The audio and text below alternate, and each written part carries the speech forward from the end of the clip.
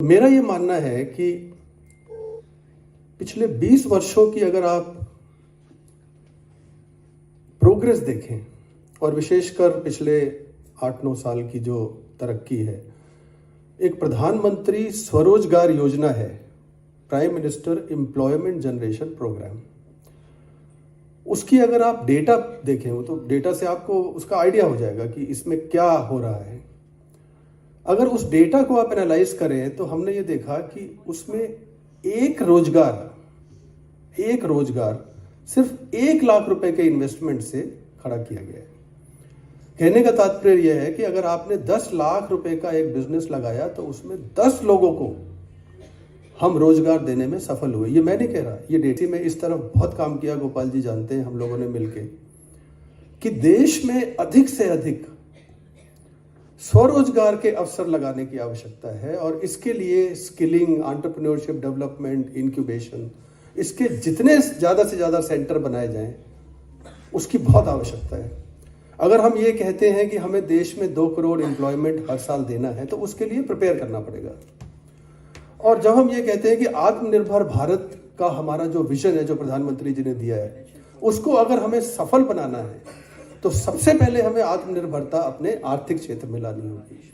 हमें बाकी सेक्टर्स में भी जरूरत है, डिफेंस है और एजुकेशन है, हेल्थ केयर है या हाउसिंग है, इसमें भी बहुत आवश्यकता है। इंपोर्ट सब्स्टिट्यूशन है, हम बहुत डिपेंडेंट हैं इंपोर्ट्स के ऊपर, विशेषकर हमारे जो नेबरिंग कंट्रीज हैं, चाइना और ये सब। तो उस तरफ काम करने के साथ साथ हमें रोजगार के अवसर स्थापित करने के लिए एक बहुत ही डायरेक्टेड प्रोग्राम, बहुत ही स्पेशल प्रोग्राम जो हमारी पास्ट परफॉर्मेंस पे बेस्ड है, उसकी तरफ जाने की आवश्यकता है। और मैं इसमें कुछ सजेशंस मैं देना चाहूँगा। हमने गवर्नमेंट से भी बात की और ये रेगुलर इंटरेक्शन है जो चल रहा है हमारा, और काफ़ी चीज़ें हो भी रही हैं। तो मैं कुछ पॉइंट्स आपके नोटिस में लाना चाहूँगा कि हम एमएसएमई के माध्यम से, छोटे बिजनेस एंटरप्राइजेस के माध्यम से अपने देश में 2 करोड़ एम्प्लॉयमेंट की बात कर रहा हूं मैं, 2 crore per annum, total 10 crore employment. और ऐसी ही योजनाओं से जो प्रधानमंत्री स्वरोजगार योजना की जो चल रही है, ऐसी ही योजना से हम उसको कैसे अचीव कर सकते हैं। एक सजेशन हमने गवर्नमेंट में दिया, मैं उन सजेशंस की तरफ आ रहा हूं, बहुत अधिक टाइम नहीं लूंगा, केवल may be another few minutes. हमने ये कहा कि नए बिजनेस लगाने के लिए अगर हमें 10 करोड़ लोगों को 5 साल में एम्प्लॉयमेंट देनी है, 10 करोड़ लोगों को, तो हमें 1 करोड़ नए बिजनेस लगाने होंगे। जैसे कि मैंने पहले बताया कि डेटा बताता है कि एक बिजनेस एंटरप्राइज से 10 लोगों को एम्प्लॉयमेंट दी गई है प्रधानमंत्री स्वरोजगार योजना में। 1 करोड़ बिजनेस लगाने के लिए कितने लाख करोड़ की इन्वेस्टमेंट की आवश्यकता है, हमने मिनिस्ट्री से भी बात की। अगर आप 1 लाख रुपए ले पर एम्प्लॉयमेंट, तो टोटल आवश्यकता फंड की है 10 लाख करोड़ की 5 साल में, हर साल 2 लाख करोड़। 2 लाख करोड़ का इन्वेस्टमेंट एक इंडिया के लिए, और उसके अंदर 2 लाख करोड़ के इन्वेस्टमेंट में लगभग 20-25% कैपिटल सब्सिडी है जो कि सरकार देती है प्रधानमंत्री स्वरोजगार योजना के अंतर्गत। नॉन रिफंडेबल सब्सिडी है, वो 15 से लेके 35% है। अगर आप एवरेज उसको 20% भी माने तो 2 लाख करोड़ में 40,000 करोड़ की सब्सिडी है, कैपिटल सब्सिडी आती है, और 1,60,000 करोड़ रुपए बैंकों का लोन आता है, जो कि बैंकों से मुद्रा के माध्यम से और अन्य योजनाओं के माध्यम से आसानी से मिल जाता है। केवल इस प्रोग्राम को एक स्ट्रक्चर्ड तरीके से पूरे देश में इंप्लीमेंट करने की आवश्यकता है। और यही मैं ग्लोबल मैन्युफैक्चरर्स और ट्रेडर्स एसोसिएशन के ऑर्गेनाइजर्स और ऐसी संस्थाओं को, गोपाल जी की संस्था है, इनको कॉन्ग्रेचुलेट करना चाहूँगा कि ये जो अवेयरनेस क्रिएट की जा रही है माइक्रो, स्मॉल और मीडियम एंटरप्राइजेस के प्रमोशन के लिए और इसके माध्यम से स्वरोजगार स्थापित करने के लिए, ये एक बहुत ही अहम और बहुत ही अच्छा कदम है और इसको पूरे देश में ले जाने की आवश्यकता है। तो एक तो ये है कि हम एक स्ट्रक्चर्ड प्रोग्राम के तहत 10 करोड़ एम्प्लॉयमेंट 5 साल के अंदर कैसे क्रिएट करें, उसके लिए कितने फंड की आवश्यकता है, जो कि हमारे लिए पॉसिबल है या नहीं है। मेरे हिसाब से बहुत ही अचीवेबल है। हम 50,000 करोड़ से 60,000 करोड़, 70,000 करोड़ एनम तो हम नरेगा में दे रहे हैं, मनरेगा में।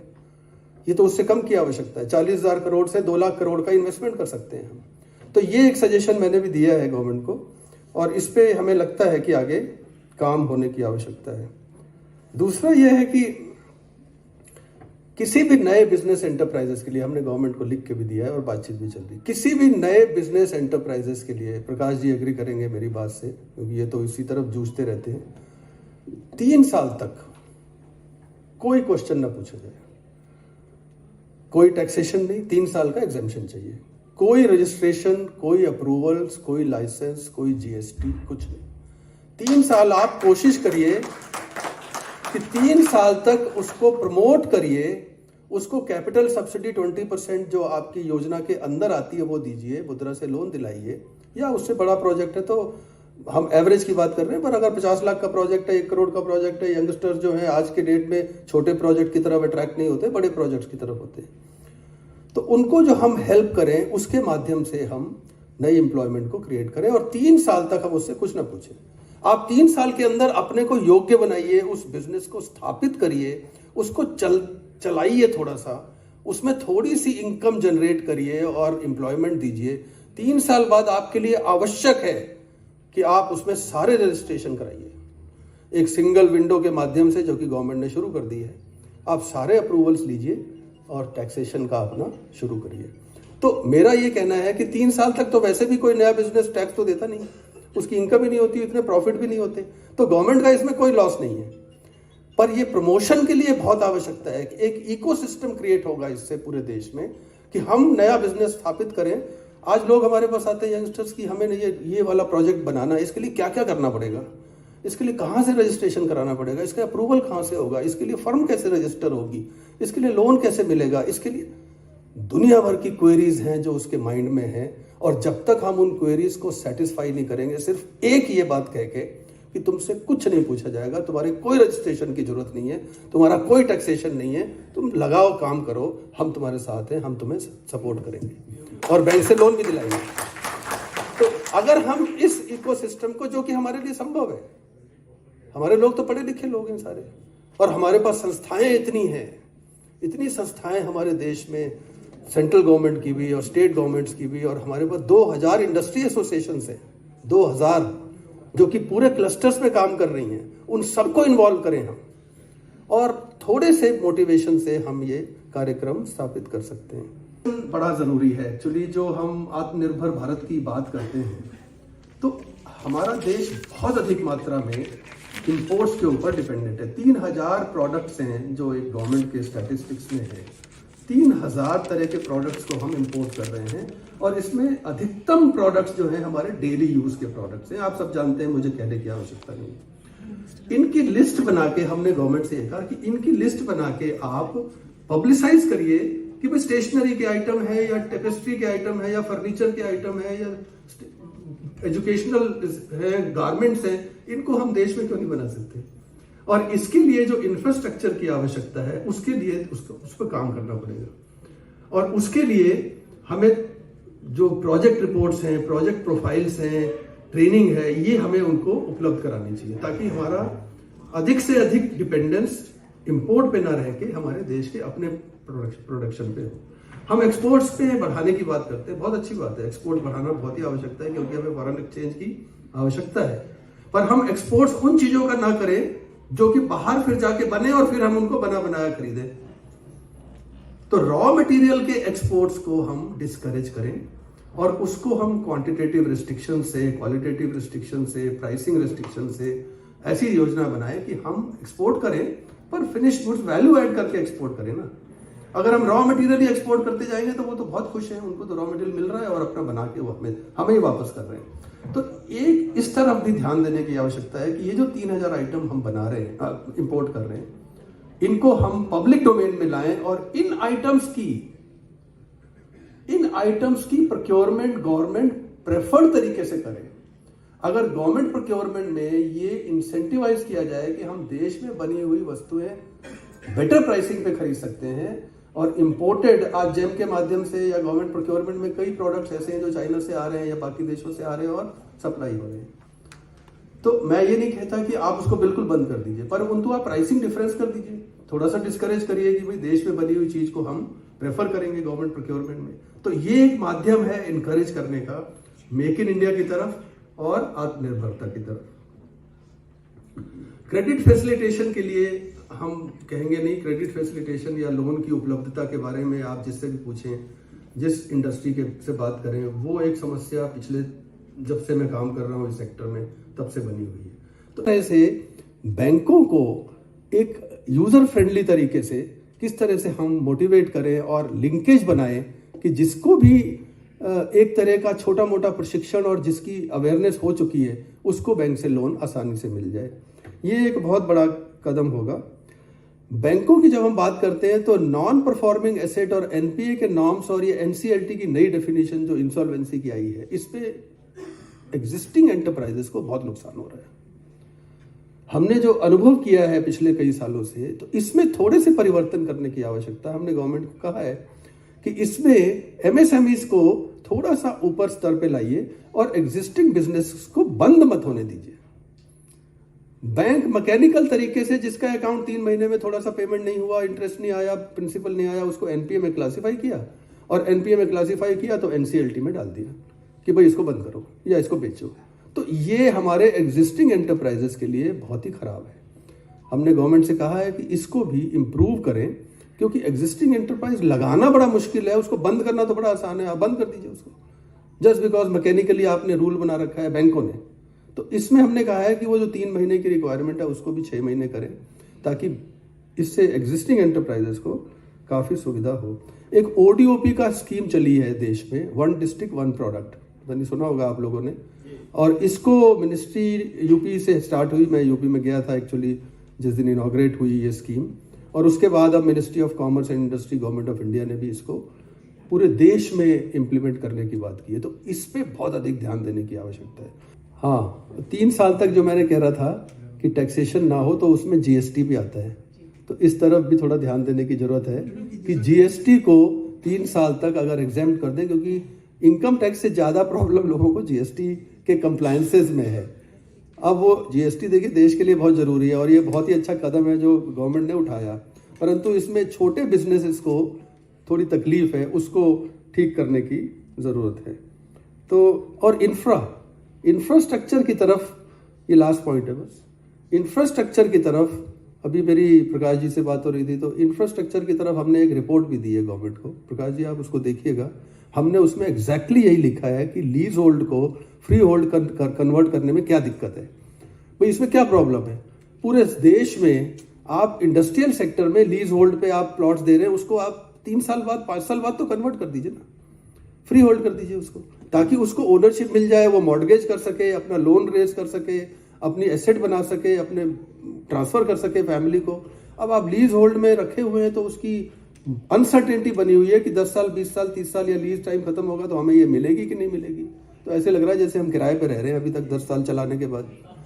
तो हमने उसको बहुत स्ट्रांगली टेकअप किया गवर्नमेंट के साथ कि अपनी रिपोर्ट में भी हमने वो प्रभात कुमार कमेटी रिपोर्ट में मैं भी था साथ में, हम दोनों, तो हमने एक रिपोर्ट बना के गवर्नमेंट को दी है। तो उस पर भी काम मुझे लगता है सूनर और लेटर तो होगा ही। और इंफ्रास्ट्रक्चर के लिए जो फ्लैटेड फैक्ट्रीज का कॉन्सेप्ट है कि छोटे छोटे फ्लैटेड फैक्ट्रीज अर्बन एरियाज में, आप सिटी बनाते जा रहे हैं पर इंडस्ट्रियल इंफ्रास्ट्रक्चर तैयार नहीं कर रहे। सिटीज में रहने वाले लोग इंडस्ट्री लगाने के लिए कहाँ जाएंगे या अपना बिजनेस करने के लिए कहाँ जाएंगे।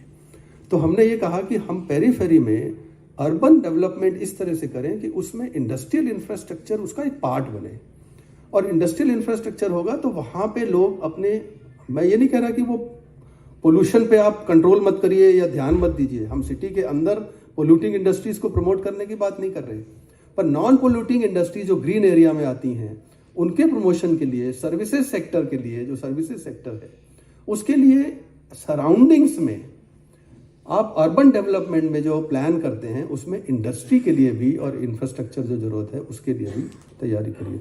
हमारा एक और बिजनेस है विच इज इनटू प्रोडक्शन, हम लोग साउंड, लाइट्स, ऑडियो विजुअल, अच्छा है। तो जनरली पहले चाइना से ही इंपोर्ट करके ही आते हैं और यहाँ पे हम लोग सर्विस इंडस्ट्री बेसिकली हम लोग इवेंट्स के लिए प्रोवाइड करते हैं। तो एक बहुत ही अनस्ट्रक्चर्ड अगर एम्प्लॉयमेंट की बात करूँ तो हमारे आज भी एक लखनऊ में हमारा बहुत बड़ा प्रोग्राम चल रहा है, वहाँ पे नाना करते about 80 to 100 laborers are working. They are on the daily wages. They are not on the permanent role. Permanent role पे हमारे 25 लोग हैं, 30 लोग हैं, वो permanent काम करते हैं. So हमारी MSME ये जो इंडस्ट्री है, सर्विस इंडस्ट्री भी है, तो वो एम्प्लॉयमेंट तो खूब जनरेट कर रही है, पर उनका नाम नहीं होता है कि they are employing so much of people. Maybe they are not structured. It is not structured. I think we definitely need a structure for such kind of service industry, service oriented industry. No, I agree with you fully. Yeah. In fact, GST की बात करें तो जैसे sir ने हमारा भी, हमें भी बहुत दिक्कत होती है कि we keep on buying stuff, वो हमारा GST कभी होता नहीं है. हम लोग keep on paying GST for that, for the same. एक इवेंट करें और चाहे लाख रुपए का बिल है, 18,000 रुपए तो आपको GST में पे करना ही करना है, चाहे वो आपका इवेंट मैनेजर जो आगे से इवेंट मैनेजमेंट कंपनी है वो आपको दे रही है नहीं दे रही है. अभी भी मेरा 4.5 लाख रुपए का GST मैंने लास्ट ईयर पे किया, I have still not got that. So there are so many issues. In fact, we need to really work on that also. In fact, our manufacturers or traders association है, तो यहाँ पे भी in fact I was very happy कि एक LED wall जो events में लगती है, we generally have been importing it from China, but we got a solution finally कि एक बहुत बड़ी एक industry यहाँ पे बहुत बड़ी factory लगी हुई है गाजियाबाद के पास में, wherein they are actually manufacturing LED wall at a very good cost and at a very good quality. I think हमें इस industry के को भी आगे बढ़ाना चाहिए. I agree with you fully, because service sector enterprises is the first time that the government recognized that service sector enterprises are also MSMEs, and I am happy to tell you even trading enterprises also have been included now in the definition.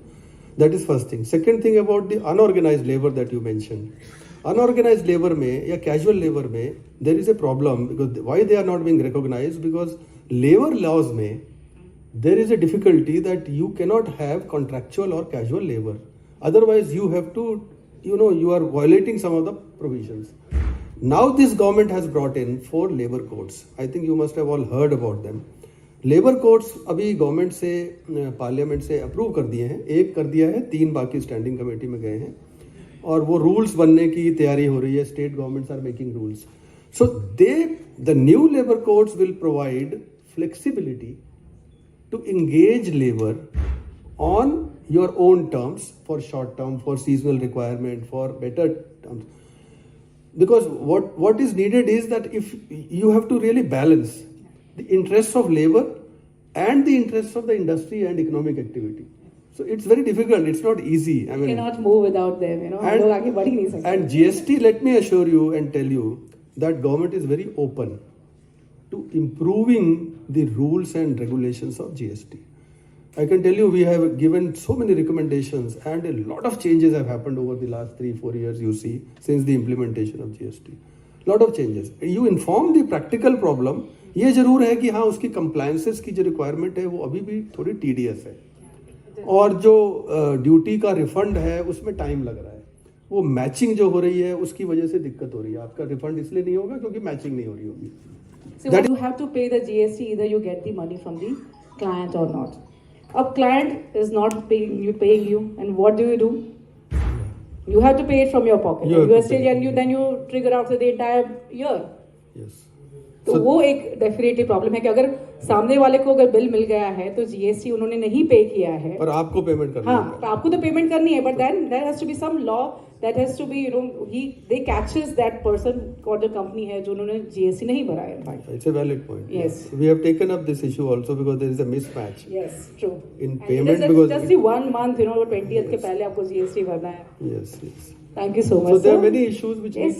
need to be. I think I कि परस्पर बात होगी government के साथ और हम सब हमारे एसोसिएशन द्वारा डेफिनेटली. जी. Very happy. Thank you so much. Thank you. Thank you.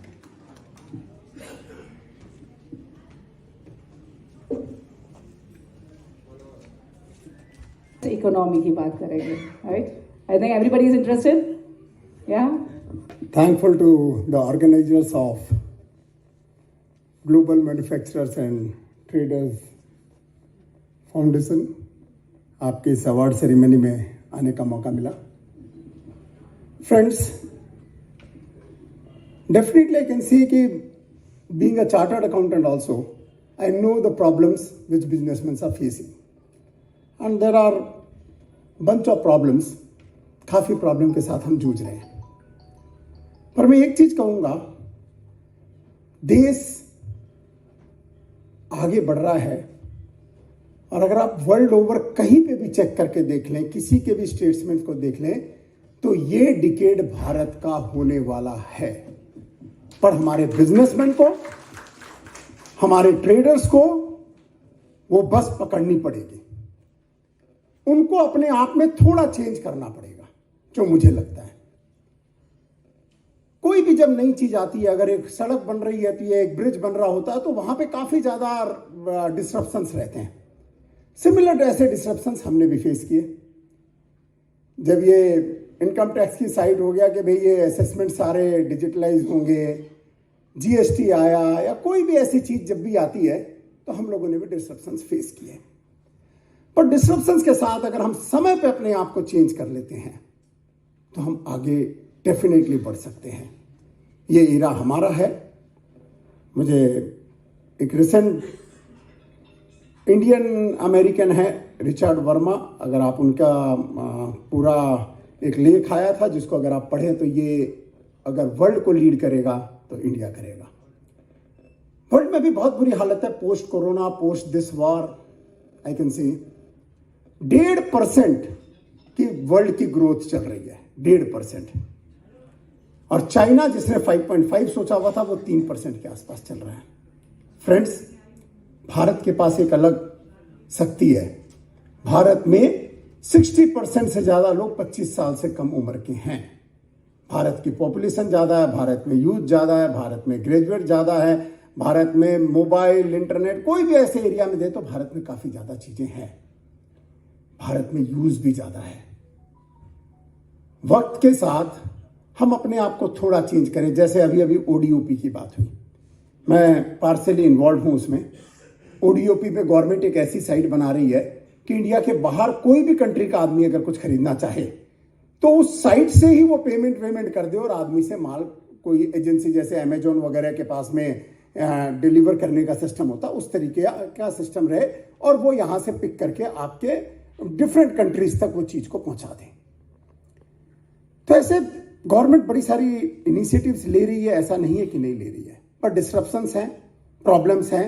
मैं खुद कह रहा हूं, जैसे अभी भाई साहब ने बैंक की बात करी, बैंक में इनडिसिसिवनेस है, वो प्रॉब्लम कर रहा है हमें। कोई ऑफिसर अपने ऊपर बात लेने को तैयार नहीं होता है। अगर आप कुछ फेस करते हो, आपका अकाउंट एनपीए हो जाता है, तो आपको ओटीएस करना हो, कोई और टाइप की चीजें करनी हो, तो वहां पे ऑफिसर्स के यहां फाइल घूमती रहती है, क्योंकि कोई अपने ऊपर बात नहीं लेता। We have raised this thinking of a good मेरे ख्याल से कुछ ना कुछ सॉल्यूशन जरूर आएगा।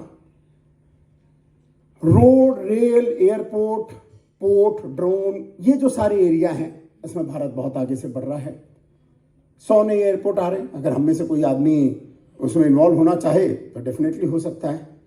रोड के कॉन्ट्रैक्टर, जैसे मेरे को एनएचआई के लोगों से पता चलता है कि उनको बहुत सारे और भी आगे कॉन्ट्रैक्टर्स चाहिए। पहले लोगों को लगता था कि बहुत सारे कॉन्ट्रैक्टर्स नहीं है, तो जो सब कॉन्ट्रैक्टर्स है वो भी कॉन्ट्रैक्टर्स बन रहे हैं।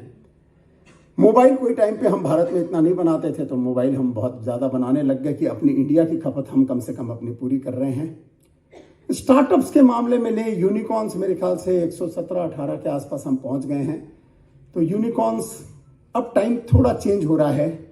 अगर आप यूएस को देखें, देखिए हम मैन्युफैक्चरिंग को कभी छोड़ नहीं सकते। मैन्युफैक्चरिंग एम्प्लॉयमेंट देती है। आज भारत में सर्विस सेक्टर भी एक बड़ा एम्प्लॉयमेंट दे रहा है। पर अगर हम विश्व को देखें और उनकी ग्रोथ को देखें, यूरोपियन कंट्रीज को, यूएस को, डेवलप्ड कंट्रीज को देखें, चाइना मैन्युफैक्चरिंग मॉडल से बढ़ा, इंडिया को भी मैन्युफैक्चरिंग मॉडल से बढ़ना पड़ेगा, ये कंफर्म है, आई डोंट डिनाई। और उसमें जो जितने भी छोटे लोग हैं उनको ज़्यादा प्रॉब्लम होती है, क्योंकि बड़ों से compete करना होता है, उनका प्रोडक्शन लेवल कम होता है, उनका कॉस्ट ज़्यादा होती है, उनका सारे टाइप के ओवरहेड्स को अगर हम चेक करें तो कहीं ना कहीं वो हर्डल्स रहते हैं। बट विद दैट गवर्नमेंट को एमएसएमई की चिंता है। अगर आपने कोरोना के टाइम पे भी देखा होगा कि जिस तरीके से लेंडिंग एमएसएमई को ईजी करी और बाकी चीज़ें करी। I can say one thing कि एमएसएमई की चिंता है, कुछ प्रॉब्लम्स हैं, गवर्नमेंट के पास भी अपनी मजबूरियां हैं। कई बार हमको लगता है कि बजट में बहुत सारी चीज़ें आ जाए, पर गवर्नमेंट को हर सेक्टर को देखना पड़ता है, हर सेक्टर के लिए इक्वल चीज़ें देनी पड़ती हैं। और तभी आगे बढ़ पाता है। मैं अगर कहूँ कि जिस तरीके का ग्रोथ रेट है, जिस तरीके से इन्फ्लेशन कुछ हद तक कंट्रोल है, हमारा एक्सपोर्ट बढ़ता जा रहा है, हमारा शेयर मार्केट बढ़ता जा रहा है, हम एमएसएमई वाले एसएमई में भी अपने आप को अगर एक्सचेंज में करें, रजिस्टर तो गलत नहीं है, मैं आपको एक आइडिया दे रहा हूँ, एसएमई एक्सचेंज है और हम अपने आप को रजिस्टर कर सकते हैं, हम रेस कर सकते हैं फंड। कोई जरूरी नहीं हमको सिर्फ डेब्ट पे ही चलना है। ये हम लोगों की एक धारणा है। एसएमई जो प्लेटफॉर्म आया है उसमें बहुत जो मीडियोकर टाइप के बिजनेसमैन है उनको लिए ग्रोथ के लिए बहुत अच्छा अमाउंट मिल जाता है। डिजिटलाइजेशन इंडिया का एक्स्ट्रा ऑर्डिनरी है, नो वन कैन डिनाई। अगर आप वर्ल्ड ओवर कहीं पे भी ट्रैवल करके आए, आप कहीं नहीं देखेंगे कि वो यूपीआई अगर चाट वाला, पकौड़े वाला और चाय वाला भी अगर यूपीआई यूज करता, सब्जी वाला, वो चीजें कहीं नहीं थी। वो इंडिया आगे बढ़ा है, कोई नहीं मना कर सकता है।